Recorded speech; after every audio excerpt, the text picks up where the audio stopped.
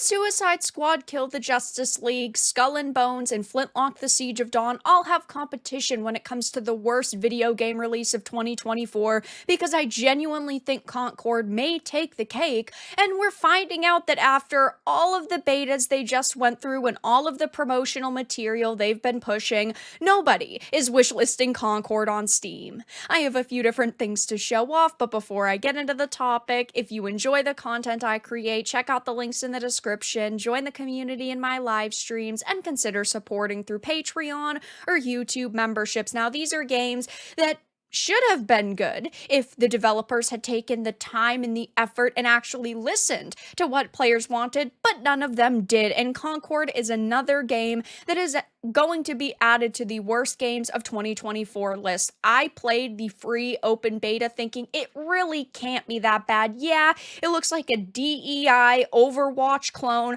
but surely it's going to be at least a decent experience, and I was wrong. It was genuinely one of the worst games that I have ever played. There are only a few maps, so many of the abilities are clunky, a lot of the movement is very bizarre, and there are just a lot of things that they do significantly worse than other games. Like, there are characters with shields in this, but if you're standing behind the shield, you can't actually shoot through your teammate's shield. You have to be in front of them, which defeats the purpose of them having a shield. All of your abilities bounce off of it, and it just creates kind of a messy scenario when you're actually trying to play the game. And unless you have a cohesive team of your friends, you end up just wasting half your abilities. There are just small things that this game does significantly worse than other titles in the genre, and to top it all off, this is not a free-to-play game. This is a $40 experience, and if you look at a game like Overwatch, it's free.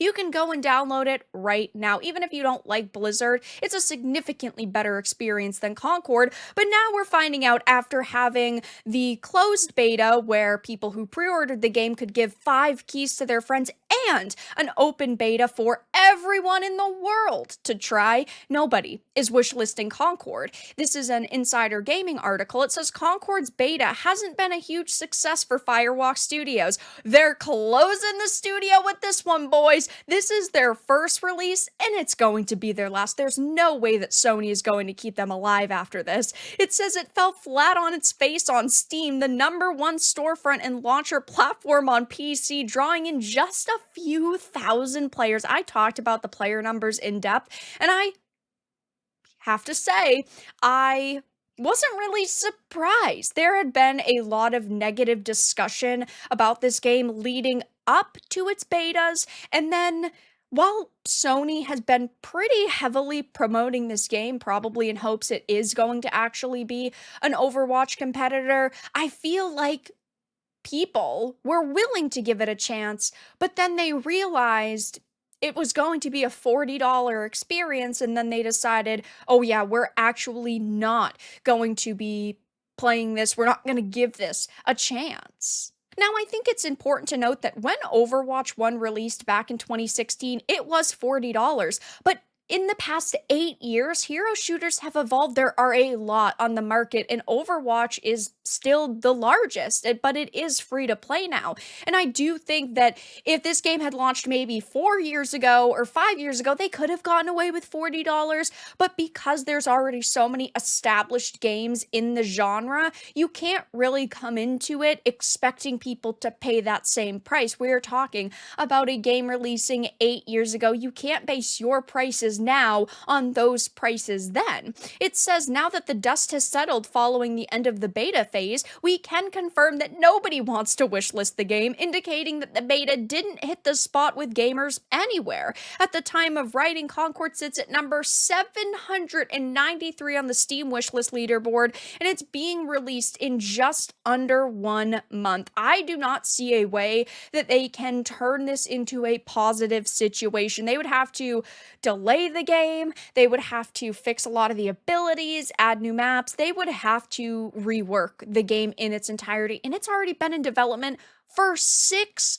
years. Okay? That is insane to think that this is the best they could come up with. And even if they did rework it, ultimately there are going to be people who are not going to support it because it is basically just a DEI Overwatch shooter. And while I'm fine with seeing diverse casts of characters, and I do think that is okay, it's become clear that the activists working on this game were truly more interested in pushing their personal political beliefs rather than creating something that people actually wanted. I mean, we have several people on this team that have been extremely vocal in their hatred towards gamers and certain individuals in the sphere. I had made this tweet thread recently saying the senior concept artist at Firewalk, who's been working on Concord, has a history of attacking gamers who've criticized upcoming games like the Silent Hill 2 remake, and has been vocal about her hate for Grums, aka Mark Kern, even calling his rhetoric dangerous. And I had posted this, I did not tag her, but she decided to respond saying a bunch of laughing emojis, but then she blocked me. So she didn't actually want to have a conversation or say, hey, listen, you twisted my words, or, oh, hey, these are out of context. Like, nothing that shows that she actually wants to have a genuine discussion, which she doesn't owe me. But at the same time, you'd think someone working on a team would want to try to, patch things up with a potential customer. And she's not the only one. There's a report that came out saying a Concord developer demanded coworkers refer to her as professor, pushed extreme politics in the workplace, and even demanded unvaxxed colleagues be fired. So straight up trying to get people fired for not doing what she believes is the good move or the best move. And then we found out that they pushed extreme politics in the workplace. All of this does not sit right with me. And of course, a lot of other people. Now, this isn't very shocking to hear that there are a bunch of activists and just social justice warriors working on a project like this, given the content they created, but clearly they're making a game for modern audiences, and there's only a few hundred people that actually show up to play these games. I mean, this is a compiled list of games. This was 2 days ago, but at the same time, still very relevant. Flintlock had 157 players in game. The Saints Row reboot had 145. Tales of Kanzara Zhao, 9. Suicide Squad, Kill the Justice League, 207. And yes, some of these are single player games like Immortals of Avium, Forspoken, Saints Row. So as time goes on, less people are playing it, but clearly there are games on this list like Flintlock that are brand new that should be getting an audience that don't, that are not drawing in players. All of the games on this list are absolutely trash and in my opinion don't even deserve an audience. They are pathetic excuses for games, and this is what happens when you try to market your title towards modern audiences. There's only a couple hundred people that fall into that category.